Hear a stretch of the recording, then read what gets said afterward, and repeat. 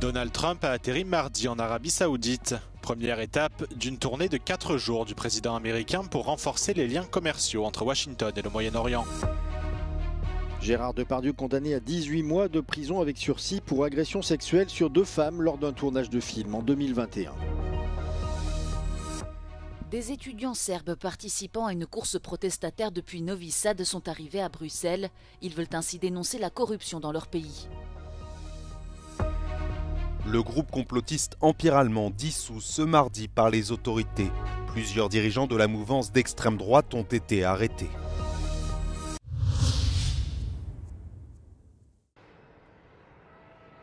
Donald Trump a atterri mardi en Arabie Saoudite pour rencontrer le prince Mohammed Ben Salman et assister à un grand forum d'investissement américano-saoudien.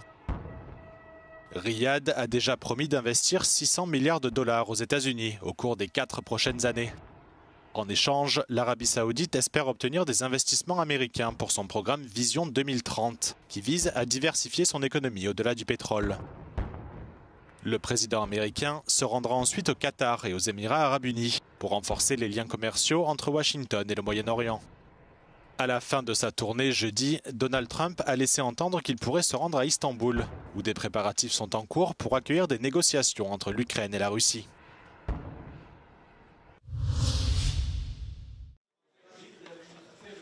Gérard Depardieu, reconnu coupable d'agression sexuelle, est condamné à 18 mois de prison avec sursis.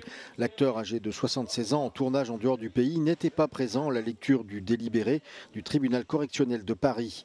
Son avocat a déclaré qu'il allait faire appel de sa condamnation. Une des victimes a déclaré à la sortie du tribunal qu'elle était très satisfaite de cette décision et que justice avait été rendue.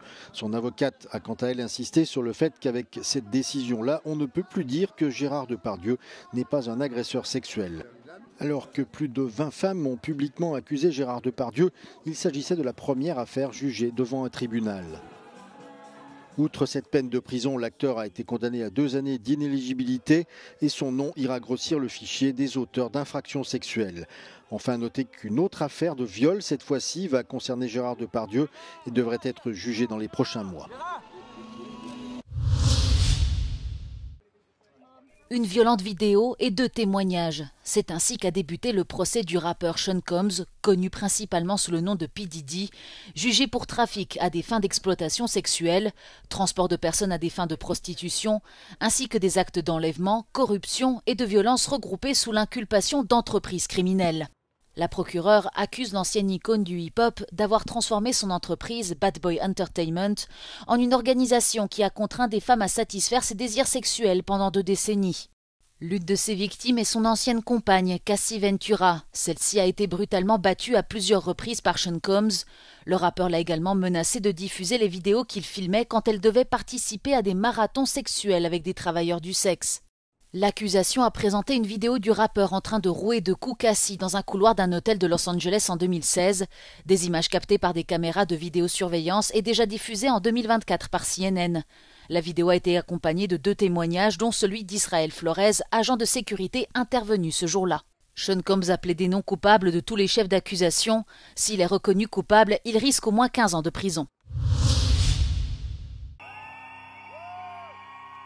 Des étudiants serbes participant à une course protestataire de près de 2000 km sont arrivés à Bruxelles.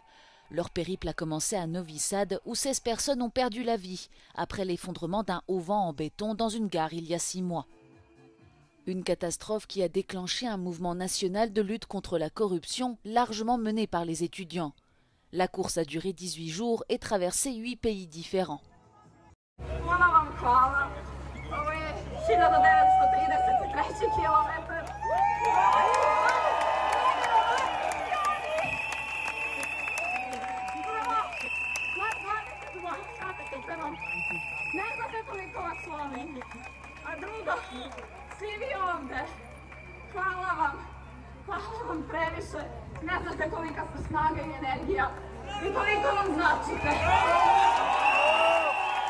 La traversée de l'Europe s'est déroulée sous la forme d'un relais, chaque participant courant 15 km par jour jusqu'à sa destination finale. Ce marathon visait à attirer l'attention des institutions européennes sur les revendications des manifestants contre la corruption et pour l'état de droit en Serbie. Les coureurs ont transmis aux députés européens une lettre pour mettre en lumière ce qu'ils appellent une profonde crise politique et sociale dans le pays. Un important dispositif policier déployé ce mardi matin. Ici comme ailleurs dans cette région allemande, des perquisitions ont été menées.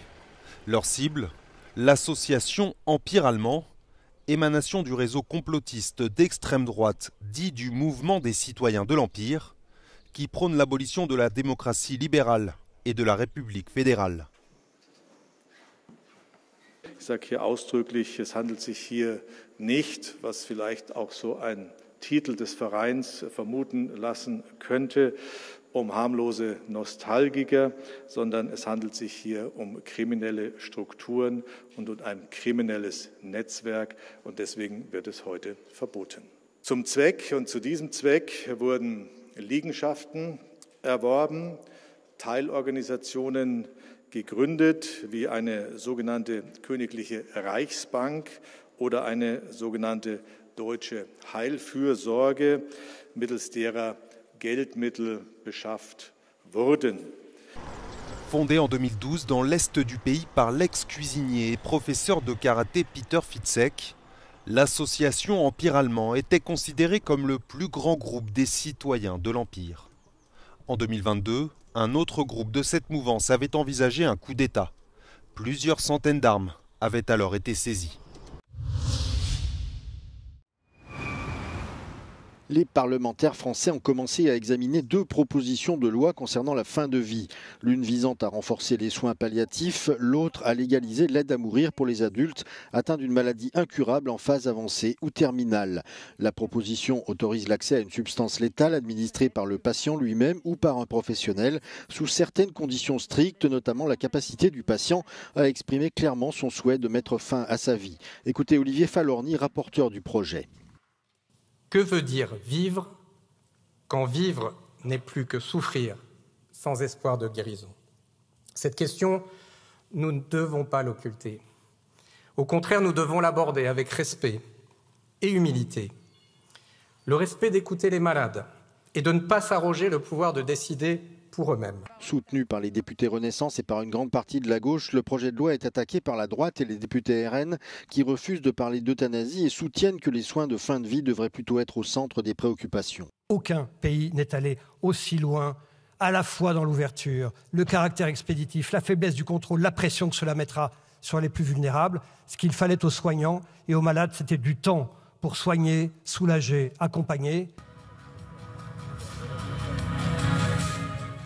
À l'extérieur de l'Assemblée, des opposants au projet de loi se sont rassemblés, habillés en soignants, accusant le gouvernement d'ignorer la crise des soins palliatifs en France.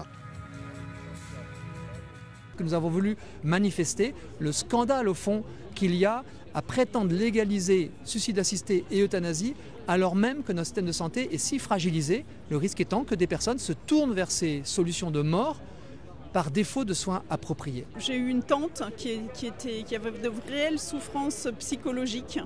Elle n'arrivait plus à vivre toute seule, elle est allée dans l'EHPAD et il n'y avait personne. Le médecin généraliste venait une fois tous les 2 mois et il n'y avait personne pour soulager ses souffrances psychologiques. Du coup, elle a tenté de se suicider. Je ne veux pas d'une société où on abandonne ces personnes. Je voudrais vraiment que qu'un psychiatre puisse l'aider à sortir de son mal-être. Les députés voteront à la fin du mois de mai. Fait inhabituel, aucun parti n'a donné de consigne de vote, laissant chaque député libre de choisir selon ses convictions personnelles.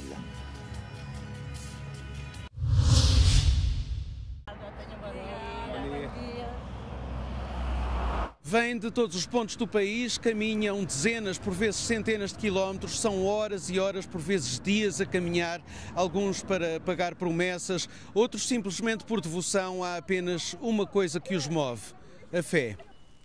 En chemin vers le sanctuaire de Fatima, certains n'hésitent pas à se déchausser pour parcourir les derniers kilomètres de leur pèlerinage. Por vezes acontecia que vinha calçada e ganhava folhas. E graças a Deus venho descalço, sem nadinha nos pés e não ganho folo no pé. Portanto, quem lá está aí acima protège-me. Le pèlerinage de mai est le plus important de l'année à Fatima. Il célèbre des apparitions de la Vierge le 13 mai 1917 à 3 enfants bergers. Leur témoignage suscite rapidement un impressionnant élan de dévotion, jamais démenti au fil des décennies. Yo me imagino que sí, que pronto hará una visita a este santuario, que es el centro de la espiritualidad mariana, diríamos no solamente de Portugal, sino de todo el mundo. ¿Qué piensa usted del Papa, de este nuevo Papa? Pienso que es el mejor que nos ha podido darle el Espíritu Santo en estos tiempos. Así que estamos muy contentos del Santo Padre y rezamos mucho por él, y de hecho ha dicho que se va a pedir por ese pontificado del Papa aquí en Fátima, consagrar su ministerio, así que muy contentos, porque ha sido el Papa que el Espíritu Santo ha puesto para guiar a la Iglesia en estos tiempos tan difíciles, ¿verdad? Y creo que lo hará muy bien. Eu penso que vai ser bom, portanto rege as linhas do Papa Francisco, que era um Papa que todos gostávamos, que tive o prazer de estar com ele quando esteve cá em Portugal nas jornadas da juventude, e espero que estou feliz por este Papa, assim, e que seja igual ou melhor que o Papa Francisco. Chamam-lhe o altar do mundo. O Santuário de Fátima é o lugar de peregrinação católica mais importante em Portugal e um dos mais importantes em todo o mundo. Os antecessores de Leão XIV vieram cá muitas vezes. O Papa Francisco esteve cá 2 vezes, em 2017 e 2023. Na boca de todos está um desejo, o de ver muito em breve o novo Papa rezar missa aqui. A peregrinação dos dias 12 e 13 de maio atraiu no ano passado mais de 250 mil pessoas aqui a Fátima. Ricardo Figueira, com a imagem de Bruno Silva, Euronews, Fátima.